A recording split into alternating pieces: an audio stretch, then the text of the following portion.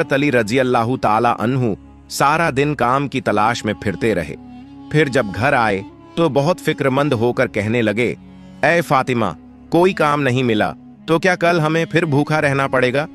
बीबी फातिमा रजी अल्लाह ताला अन्हा ने फरमाया, ऐ मेरे जान से प्यारे शौहर, आप परेशान न हों। और ये कहकर वो घर के अंदर चली गईं और वहां से अपनी ओढ़ने की एक चादर ले आईं। फिर कहने लगीं, ऐ मेरे प्यारे शौहर, ये चादर ले जाइए, इसे उस मालदार यहूदी के घर जाकर उसकी बीवी को बेच दीजिए, जो रकम मिले उससे आटा ले आइए। फिर हजरत अली रजी अल्लाह ताला अन्हु बीबी फातिमा रजी अल्लाह ताला अन्हा की वो चादर लेकर रवाना हुए।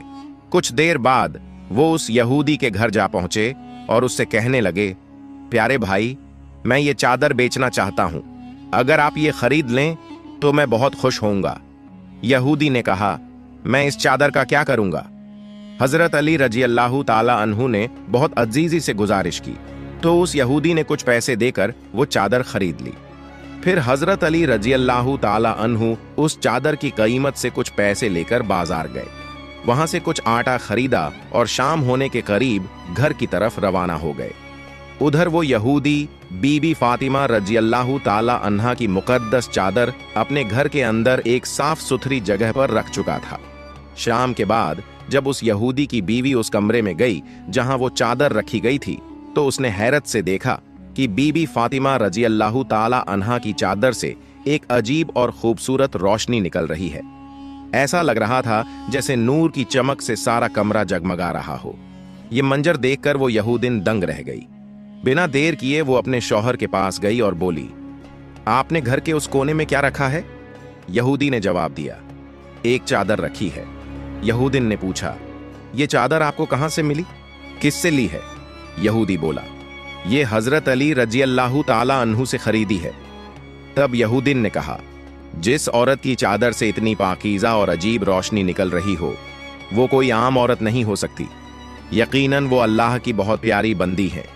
मुझे पूरा यकीन है कि हजरत मोहम्मद सल्लल्लाहु अलैहि वसल्लम ही आखिरी और सच्चे नबी हैं और वो अजीम बीबी बीबी फातिमा रज़ी अल्लाह ताला अन्हा उन्हीं की साहबजादी है।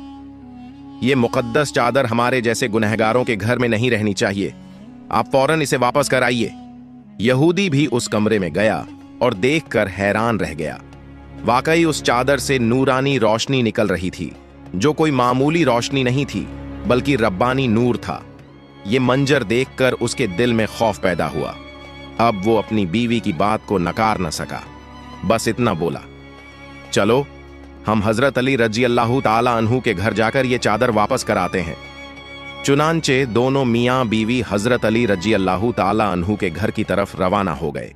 जब वो वहां पहुंचे तो देखा कि बीबी फातिमा रजी अल्लाह ताला अन्हा रोटियां पकाने में मशगूल हैं और पास ही हजरत अली रजी अल्लाह ताला अन्हु के साथ दो मासूम बच्चे इमाम हसन अलैहिस्सलाम और इमाम हुसैन अलैहिस्सलाम बैठे हैं।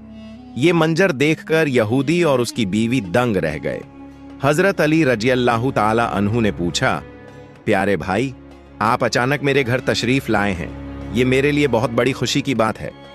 ये सुनकर वो यहूदी बोल उठा, ऐ अली, हमें माफ कर दो। फिर उसकी बीवी वो चादर लेकर बीबी फातिमा रजी अल्लाह ताला अन्हा के पास गई और अदब से कहा, ऐ नबी की साहबजादी, जन्नत की सरदार बीबी फातिमा, ये चादर वापस ले लीजिए, ये हमारे जैसे लोगों के पास रखने के काबिल नहीं है। ये सुनकर हजरत अली रजी अल्लाह ताला अन्हु बोले, प्यारे भाई, मैं तो इस चादर की कीमत से आटा खरीद कर खा चुका हूं, अब मैं इसकी कीमत कैसे वापस करूं? यहूदी ने कहा, ऐ अली, आप परेशान ना हो, हम आपसे कीमत वापस नहीं चाहते, हम तो ये चादर खुशी से तोहफे के तौर पर वापस कर रहे हैं, बस हमें माफ कर दीजिए, हम आपको पहचान नहीं सके और अब हम इस्लाम कबूल करना चाहते हैं। फिर अगले दिन हजरत अली रजी अल्लाह ताला अन्हु उस यहूदी और उसकी बीवी को लेकर नबी करीम सल्लल्लाहु अलैहि वसल्लम की खिदमत में हाजिर हुए। यहूदी शख्स कहने लगा, ऐ अल्लाह के सच्चे और प्यारे रसूल सल्लल्लाहु अलैहि वसल्लम, हमें माफ फरमा दीजिए और हमें फौरन कलिमा पढ़ाकर इस्लाम में दाखिल फरमा दीजिए। तब रसूलुल्लाह ने उन दोनों को कलिमा पढ़ाया और वो वहीं ईमान ले आए।